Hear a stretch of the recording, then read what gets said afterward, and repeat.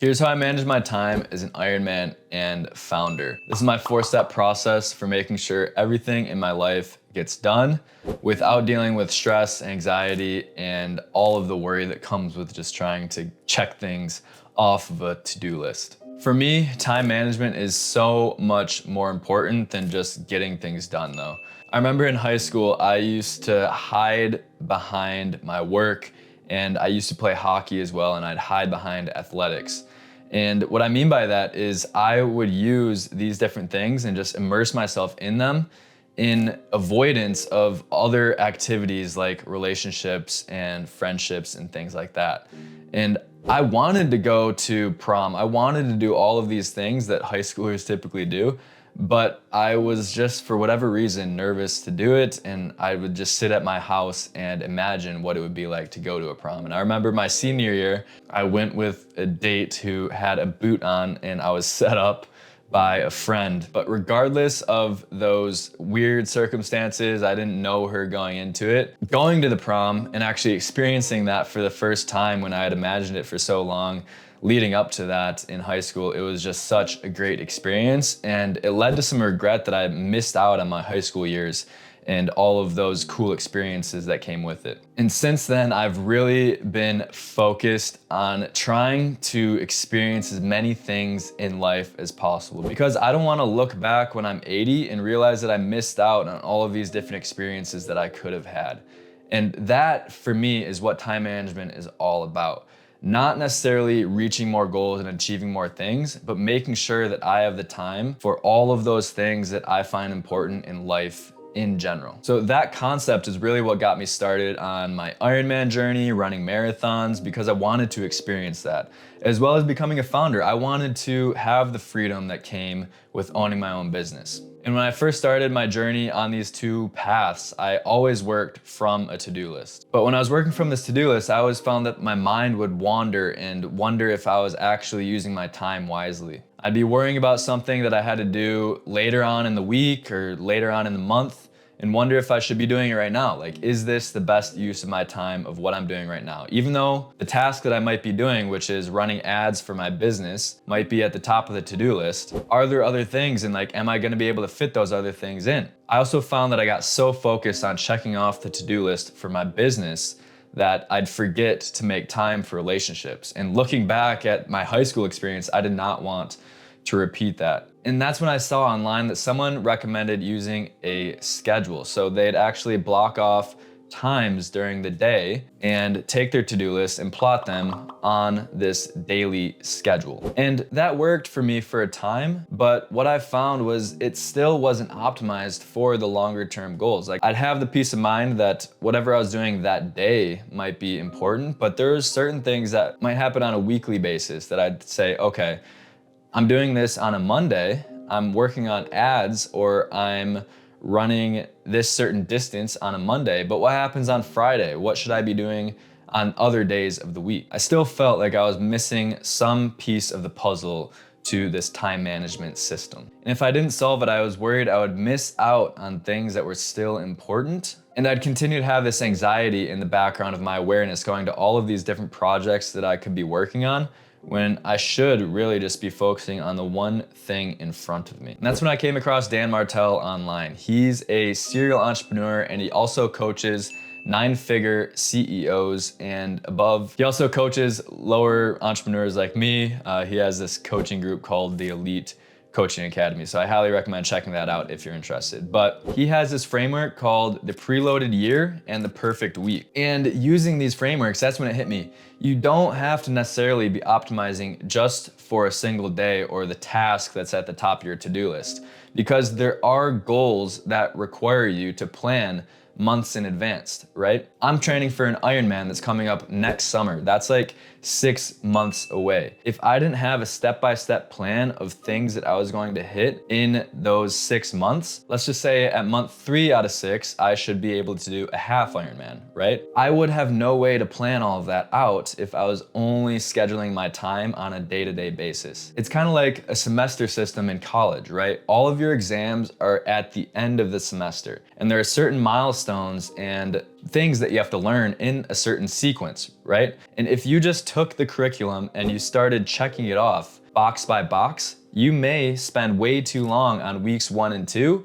and then get to the end of the semester and realize that you have not optimized your time correctly and you'd only learned a quarter of the whole curriculum in that course. So that's when I realized the power of planning everything out, not just on a daily basis, but on a weekly, monthly, quarterly, even yearly basis according to your goals. So I've developed a 4-step process that works for me to really utilize this system. And step number 1 is to write down your specific goals. And it doesn't just have to be academics or work. It could be anything in your life. And I highly recommend there are 4 chunks of goals that you should be writing. Number 1 is your health. Number 2 is your finances. How are you gonna make money? Number 3 are your relationships. What types of relationships do you want to have? What types of friendships? How many friends? Where are those friends located? Things like that. And then finally, a spiritual or happiness goal, because at the end of the day, if we're not happy, we could have everything that we want in this world,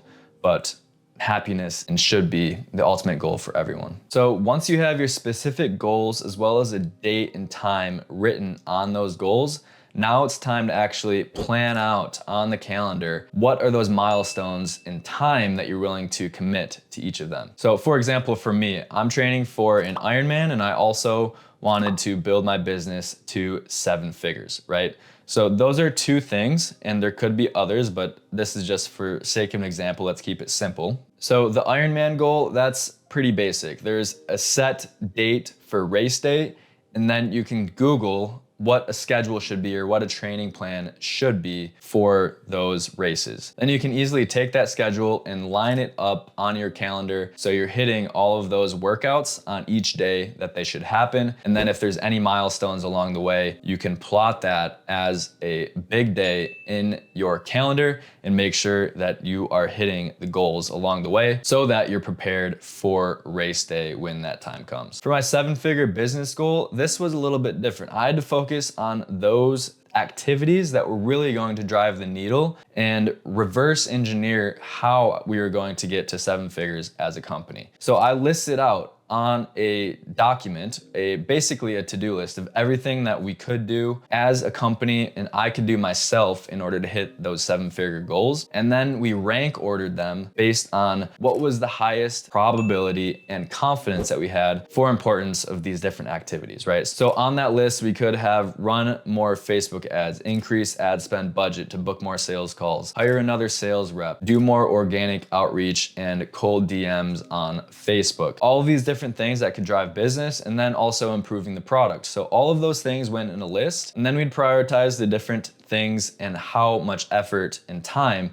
it would actually require us. So let's just say Facebook ads would require 5 hours a week. Hiring a new sales rep might require 2 hours a week. Then we could plot milestones on the calendar for when we wanted to hit each. And by definition, hitting those milestones would mean that we'd hit that 7-figure goal at the end of the year. So now we have 2 sides of the calendar. We have the Ironman and we have the business 7-figure goal. Adding those both to the calendar in the same space, we can see, okay, on this day, these are the things I have to hit. And then on a daily basis going forward, these are the different milestones for each. How can we then plot the calendar and schedule each of the workouts and each of the different events that we want for the business in a way that ensures that we achieve both and aligns with the energy that I have throughout the day? So specifically for me, that would mean during the first 5 hours of every day, I'm getting up at 6 a.m., I'm reading for 30 minutes, then I'm getting to work attacking the bottleneck to move us closer to that 7-figure goal, right? So that bottleneck is the most important thing that's going to drive and build the business on a daily basis. Then once I have those 5 hours of work done building the business, then I can do the workouts for the Ironman,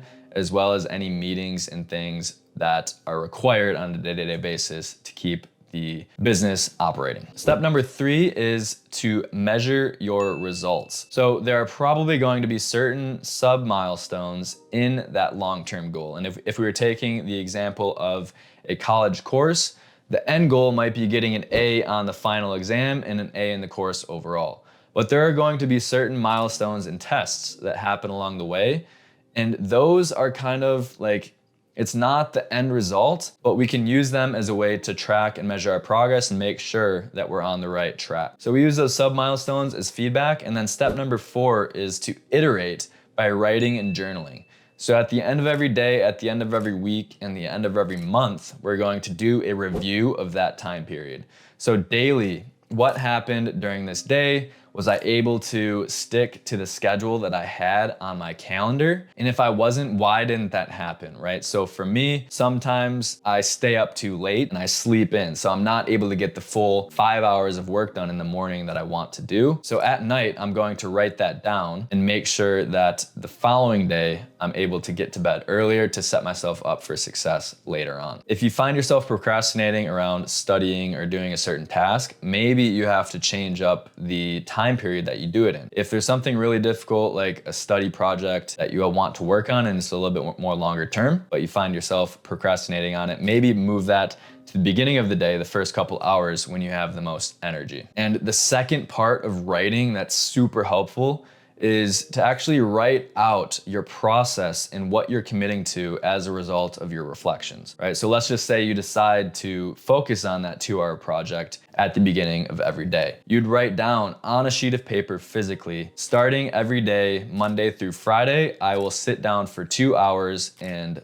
work on this project, regardless of what comes up. If a distraction comes up, I'll write that down on a piece of paper and then continue working on my project. By writing that down, there's studies that have shown people are 3 times more likely to actually follow through if they write down the process rather than just the goals. So after you reflect and decide what you want to do in order to fix things in your schedule, write down what your commitments are and then apply that to your calendar and you'll be good to go. So once I started plotting everything, I mean everything, on the Google Calendar and then sticking to it throughout the day, my mind has slowly accustomed itself to working in this way. And I've found that more and more I'm just at peace and present with whatever I'm doing because I know that whatever else I need to get done is already on the calendar. So if you take up this time management system, it's likely going to be difficult at first. You just try to stick with it. Your mind is still trained to have all of this stuff going on in the background and making sure and monitoring that you're getting everything done and planning it all out. And once you have it on the calendar though, it's going to take a little bit of time for your mind to realize that it doesn't have to worry about that anymore. Everything that you could